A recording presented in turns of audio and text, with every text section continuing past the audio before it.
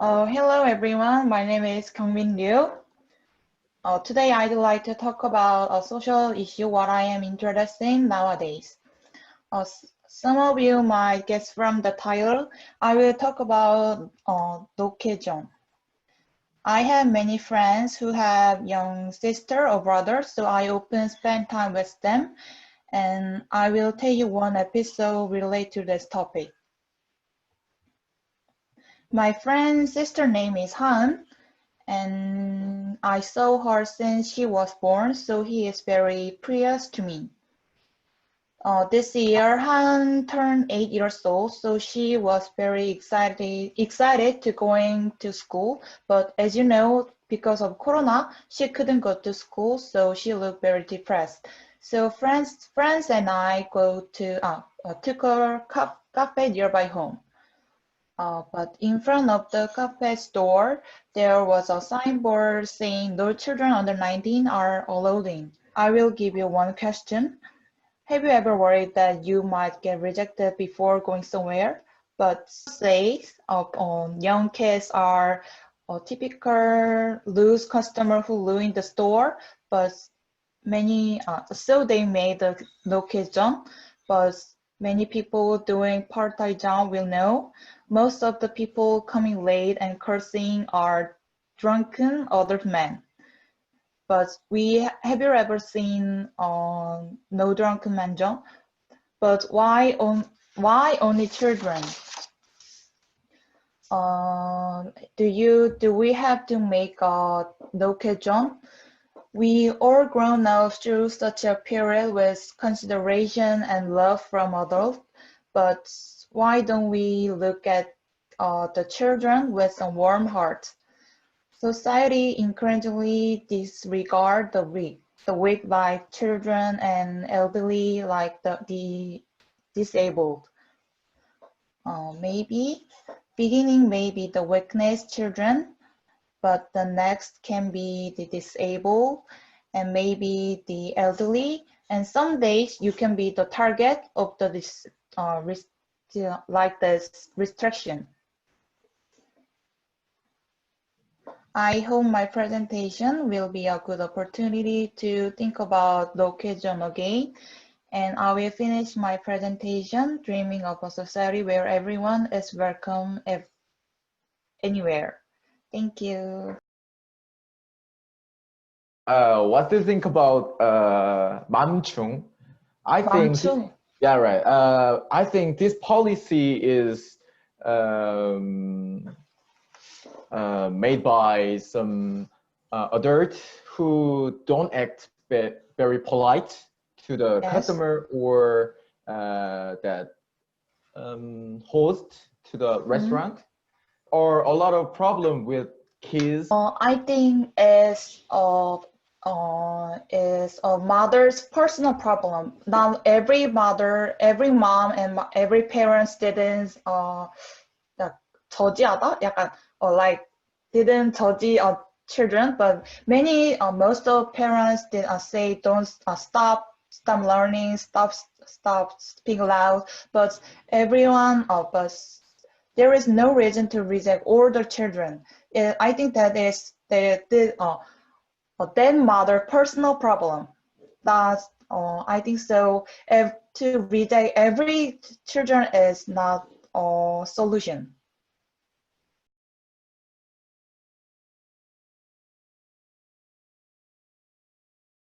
Hello, my name is Youngbin Kwon, and presenter of today. And today I talk about the law of rising street. This is a book what I was reading recently. Professor Yu Hyunjun wrote this book. He also appeared in a TV program called 알쓸신잡, you know. And this book is about the city. And I'm going to talk about the Law of Rising Street, contents by this book. First of all, do you know where is it? Here is COEX Square. You think there are a lot of people in COEX because here is Gangnam. There is hotels, office tower, department store, and casino. Here is very huge vertical complex. You can do anything in here, but there are no people in COEX Square. Actually, there are a lot of events where many people come, and they complete the space, a variety to walk. But COEX is not. Then which street is good street to walk? 신사동 가로수길 seems to be hottest street the past few years. Actually, it is difficult to walk, but because they has very narrow sidewalks. But there are a lot of people. People get up on subway. People come here to subway and enjoy the street toward the park, Hangang Park. Without destination is tiring, but there is destination where we can rest. The important point was the location of underpass is moved on the end of the 가로수길. This is underpass. So we can see the Hangang Park in 가로수길. So 신사동 가로수길 became a good street for people to visit by connecting nature with public transportation. As this example, the first law of rising street is event density should be high. A successful street gather people, and they make many events, like eye shopping and go to the restaurant or watching the busking people. And the second law of rising street is speed of space should be low. Here is 덕수궁 stone wall walkway. I took this picture by myself. 덕수궁 돌담길 is very unusual case because there are not many stores in 돌담길, so its event density is low. But its speed of space is low because there is only one lane road and no passing car. So 돌담길 is very quiet street to walk. Then how 돌담길 is famous street for walkers? There are a lot of buildings built from Joseon and modern. And also, there are a lot of foreign embassies in 돌담길, especially Russian embassy and United States embassy built at end of the Joseon. So they think security is very important. So they built very wall high. This is road view of 돌담길. Left side is wall of 돌담길, and right side is wall of United States Embassy. Next to the wall, with rubber, your eyes blocked, and you can hear them well. And you can keep your privacy well. And then what is different between wall in residential area and 돌담길? In residential area, it's not beautiful, and they have nothing to see. It's very quiet and secretive, but just is as dangerous. So 돌담길 is very safety. So safety is the another factor to good to walk. As you can see, there is interesting elements in the city. So I hope so you are interested in city and enjoy your life in the city from a variety perspective. Thank you for listening. This is like this question is like out of topic, and I just wonder that, are you good at taking a picture? Because as you say, like the road of 그 돌담 뭐였지? 돌담길. 돌담길? Yeah. Did you take the picture by yourself? Yeah. I think that like taking a picture is one of your hobby. Actually, it's not my hobby. I took this picture because of a picture contest in my department. It's just event for my school, so I took this picture. So you won. Did you win the contest? Actually, I get very little gift-con. Gift-con? Yeah. Yeah.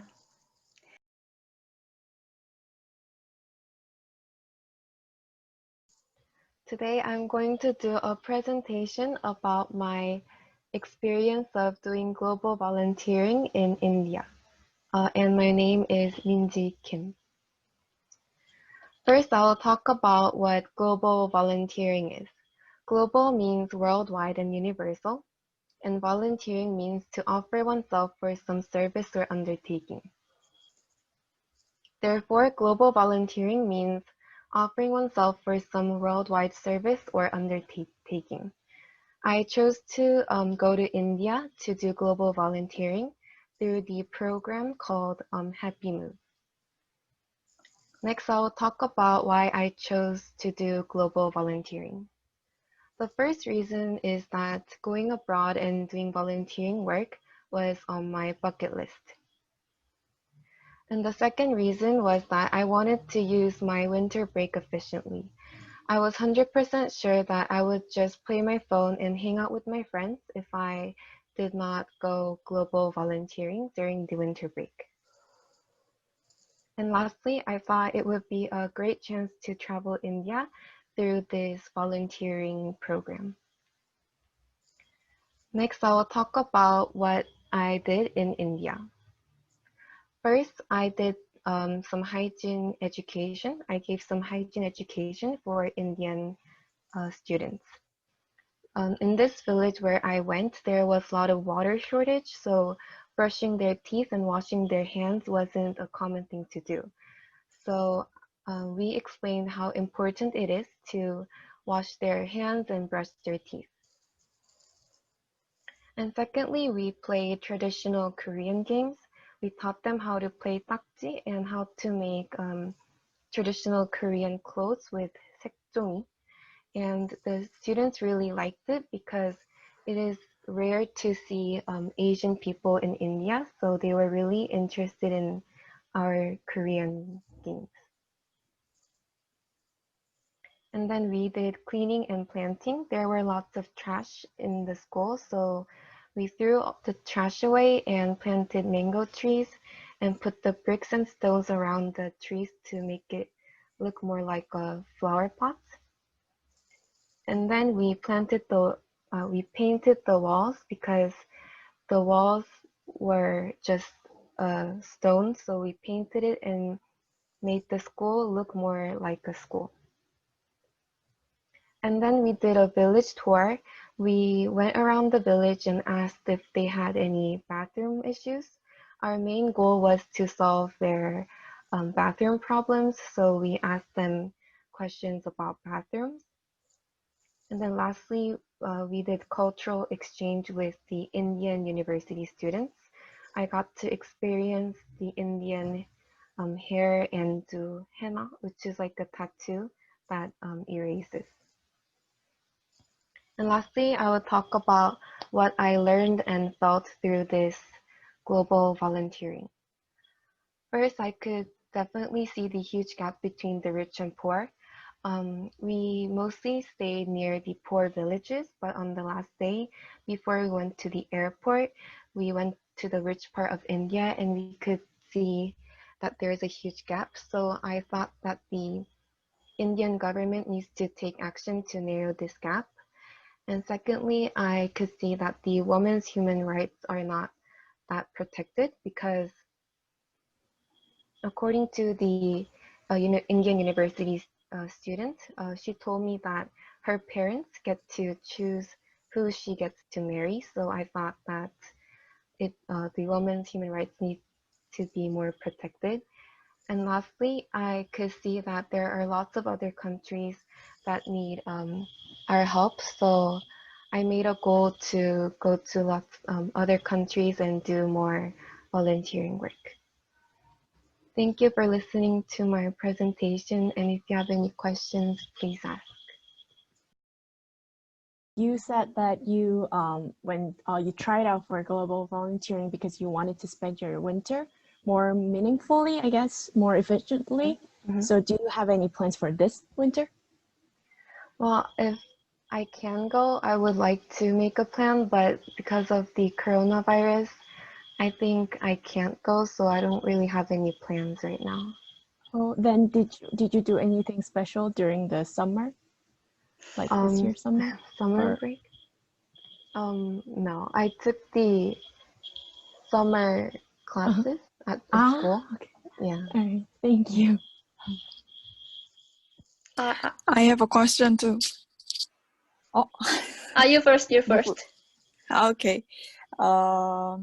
I heard that the security of India is really not really good, and it is quite dangerous for especially women.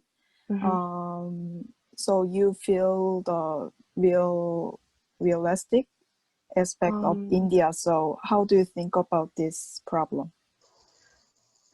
I could definitely see that there weren't lots of Indian women out in the street. There were mostly guys outside, and to solve this problem, I believe there should be more policemen on the streets. Oh, I'm not asking about the solution, just your thought. My thought. Yeah. Is it really dangerous in India? It did look dangerous, but the manager who took care of us didn't let us go outside the streets. So I didn't get the chance to like walk around the village alone. Okay, thank you. Yeah, I have a question.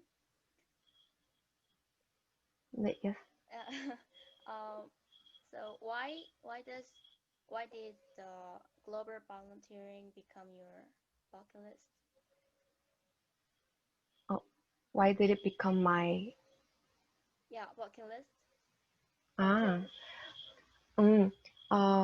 I want to work in like an NGO where I could go abroad and like teach like students. So if I have to work there, I thought doing global volunteering would be a good experience for me. So it became my bucket list. So how long have you been in India? I was there for 12 days, about 12 days. Okay.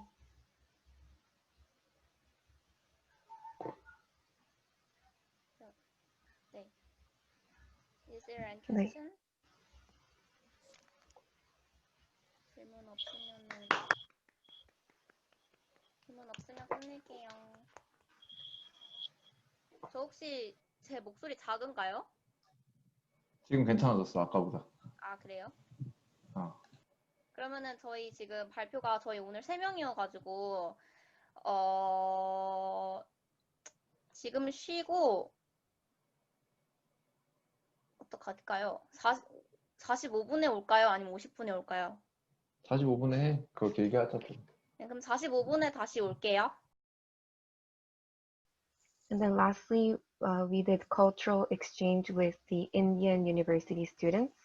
I got to experience the Indian hair and do henna, which is like a tattoo that erases. And lastly, I will talk about what I learned and felt through this global volunteering. First, I could definitely see the huge gap between the rich and poor. We mostly stayed near the poor villages, but on the last day, before we went to the airport, we went